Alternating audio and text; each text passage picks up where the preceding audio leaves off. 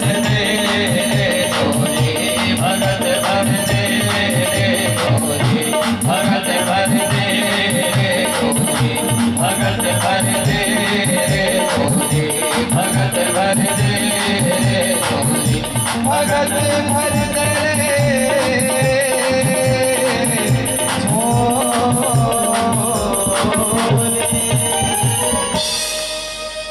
वामन भगवान बलि के द्वार पर खड़े हैं। बलि भगवान बलि वामन भगवान को समझ गए कौन है, कोई साधारण ब्राह्मण नहीं है। बलि महाराज बोले कि आपको देखकर मुझे इच्छा करे कि सर्वस्व अपना आपको लुटा दूं, सब कुछ दे दूं। ना जाने क्यों आग के प्रति दृष्टि खत्म करना चाहिए। अपने आसन से सीख निकाला, बलि से बोले अरे बलि लगता है तुम्हारे कमंडल बहुत दिन से रखा, कचरा इसमें जम गया है। निकाला सीख और जैसे नली में मारा तो एक शुक्राचार्य की आंख नमो नारायण हो गई। भागे शुक्राचार्य बिचारी निकल के बोले क्या बताएं, दे चेला रहा है पा कोई और रहा, उनके चक्कर में हमारी आंख और चली गई। भगवान बताना चाहते हैं कि हम संसार को एक दृष्टि से देखें, ना कि ये कोई गरीब है या अमीर है, ये बड़ा है या छोटा है। ऐसी जिसकी दृष्टि है उसकी श्रेणी शुक्राचार्य में आती है, चाहे वो कोई संत हो, चाहे वो कोई आदमी हो, चाहे कोई हो।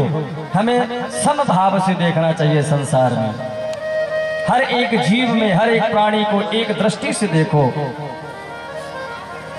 शुक्राचार्य भागे बिचारे, बोले हमारी आंख चली गई। बलि का हाथ पकड़ा, अंदर ले गए, बोले सुनो अभी भी संभल जाओ। 8 जगह झूठ बोलने से पाप नहीं लगता। तुम कहे तो मैंने गलती से कह दिया तुम्हें 3 पग दूंगा, मैं नहीं दे सकता, असमर्थ हूं। कौन कौन सी 8 जगह यहाँ पर भागवत में बताया गया, ध्यान से सुने। स्त्री नर विवाहे च प्रत्यर्थे प्राण संकटे गो ब्राह्मण थे हिंसायां नानृतम जुगुप्सितम। स्त्री पत्नी से झूठ बोलने में पाप नहीं लगता है। क्यों? यदि आप अपने पत्नी को कोई बात बता दें तो ठीक है, लेकिन बताने के बाद यदि आप कह दें कि सुनो इस बात को किसी और को मत बताना, तो आपने बहुत भारी गलती कर दी। क्योंकि जब तक वह दूसरे को नहीं बताएंगे तो उनका पेट का जो दाना है पचता ही नहीं है। ये उनको श्राप लगा हुआ है। कुंती महाराज युधिष्ठिर पिंडदान कर रहे थे अपने सभी स्वजनों का।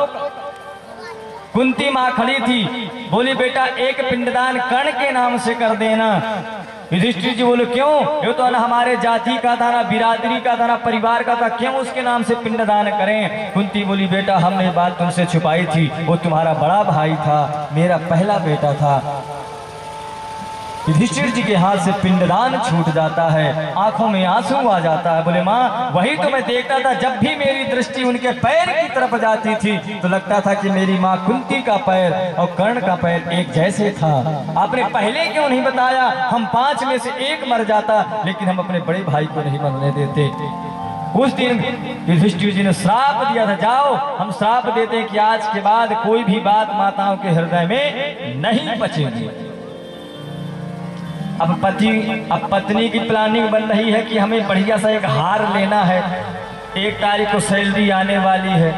अब पति बेचारा और पैसा उसको कहीं और देना है, पत्नी तो प्लानिंग बनी कि हार लेना, 1 तारीख को सैलरी आई, हार आ गया, पैसा खत्म, अब अगले महीना मिलेगा। तो पति झूठ बोल दे, देवी क्या बताएं हमारी इस बार सैलरी 10 तारीख को आने वाली, 1 तारीख को आई ही नहीं, इसमें पाप नहीं लगता। दूसरा बोले विवाहे, किसी कन्या की शादी हो रही हो, अब उस कन्या की शादी में झूठ बोलना पड़ेगा, अरे हमारी कन्या बहुत सिलाई करती है, अच्छे अच्छे भोजन बनाती है, चकाचक व्यंजन बनाती है महाराज, बहुत अच्छे कपड़े सिलती है, गाती भी बढ़िया है, सुंदर सुंदर गाने भजन। यदि आपके झूठ बोलने से उस कन्या का विवाह हो रहा है तो उसमें पाप नहीं लगता है। तीसरी जगह प्रत्यर्थी प्राण संकट है, किसी रास्ते से कोई व्यक्ति किसी पशु को मारने जा रहा है, पीछे से दौड़ रहा है, आप चौराहे में खड़े हैं, आपसे व्यक्ति पूछे क्यों, इधर गाय गई है, तो आप झूठ बोल दे इधर नहीं गई इधर गई है, उसमें आपको पाप नहीं लगेगा। हिंसा रोकने से आपको पाप नहीं लगेगा। ये इतने जगह बताए। बोले इतनी जगह झूठ बोलने से पाप नहीं लगता। बलि बोले महाराज अब आपकी कोई भी बात मेरे दिमाग में नहीं जम रही, मैं तो दान देना चाहता हूँ। तो शुक्राचार्य ने श्राप दे दिया, जाओ तुम गुरु की बात को नहीं मानते, जाओ तुम्हें श्राप देते हैं, तुम लक्ष्मी से हीन हो जाओ।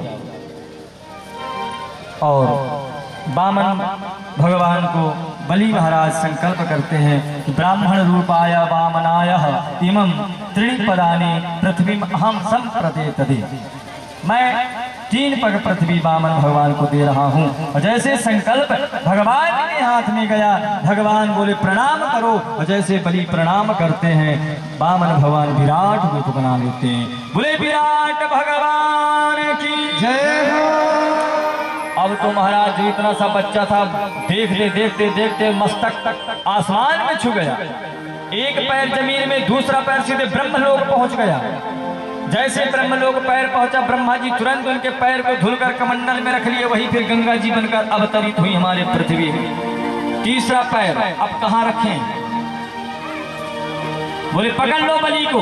बहुत बड़ी बड़ी बातें कर रहा था, मेरे घर के सामने जो आता है मैं उसको संकल्प मुक्त करिए। भगवान की आंखों में आंसू आ गए। तीसरा पैर महाराज बलि के ऊपर रख दिया, गद गद देवता फूलों की वर्षा करने लगे। भगवान प्रसन्न हुए, बोले बलि मांग लो जो तुम्हें चाहिए।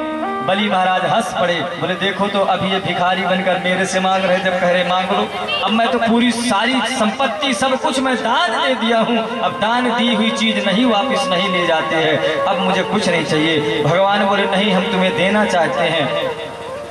बहुत आग्रह करने पर बलि बोले आपकी जो इच्छा पड़े सो दे दो। तो नारायण भगवान बोले आज से तुम पाताल के राजा होगे। तो बलि को पाताल का राजा बना दिया। बलि महाराज बोले महाराज हमारी भी एक विनती है। क्या? बोले हम आपसे भी कुछ चाहते हैं। अब मांगने को बोले क्या? बोले हमारी इच्छा है कि उठते बैठते हरदम आपके दर्शन होते रहें। तो भगवान नारायण बोले इसका मतलब तुम्हारे नौकर बन जाएं, द्वारपाल बन जाएं, तुम्हारे घर के सामने खड़े हो जाए, तभी तुम कब उठते हो, कब बैठते हो, कब सोते हो, कब जागते हो, पता थोड़ी है। बोले ठीक। भगवान नारायण बलि के यहाँ चौकीदार बन गए और चौकीदार बनकर डंडा लेकर खड़े हो गए। अब 2 महीना हुआ, 3 महीना हुआ, लक्ष्मी नारायण लोग वहाँ नारायण भगवान पहुंचे नहीं। लक्ष्मी जी बेचारी अकेली। नारद जी पहुंचे, कीर्तन करते, बोले माता जी कैसी है? बोले क्या बताएं बेटा नारद सब बेकार चल रहा। क्यों? बोले आजकल तुम्हारे पिताजी का पता नहीं चल रहा। बोले माता जी अब नहीं आएंगे। क्यों? बोले नौकरी करने चले गए विदेश। नौकरी करने की क्या जरूरत पड़ी? बोले माता जी आपका जो ब्यूटी पार्लर का खर्चा है ज्यादा बढ़ गया है ना, इसलिए वह चले गए नौकरी करने के लिए। आप ब्यूटी पार्लर जाती हैं, डेंटिंग पेंटिंग खूब करती हैं, इसलिए क्या करें, पैसा नहीं पूछता तो कहीं नौकरी करने, होम गार्ड की नौकरी कर रहे हैं, द्वारपाल बने खड़े, कैसे आएंगे? बोले अब एक ही चीज में आ सकते हैं। बोले क्या? तुम बहन बनकर जाओ। बलि की कोई बहन नहीं है, रक्षाबंधन का त्योहार आ रहा है, उसके घर के सामने रोने लग जाना, और वो रोते तुम्हें नहीं देखेगा, और राखी बांधने को बोलेगा तो राखी के बधाई में तुम कहेगा कुछ मांगो, तो तुम अपने चौकीदार को मांग लेना। लक्ष्मी जी आई, रक्षाबंधन का दिन था, बलि के द्वार पर बैठकर रोने लग गई।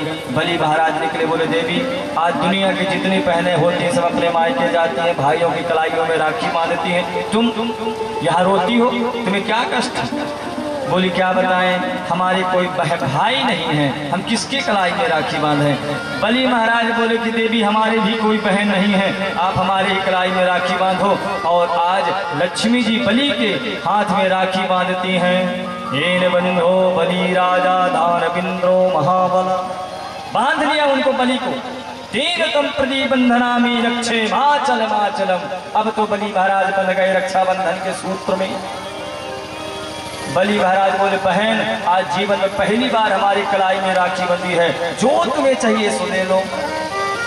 लक्ष्मी जी बोले हमें कुछ नहीं चाहिए, ये जो तुम्हारा द्वारपाल है इसी को दे दो।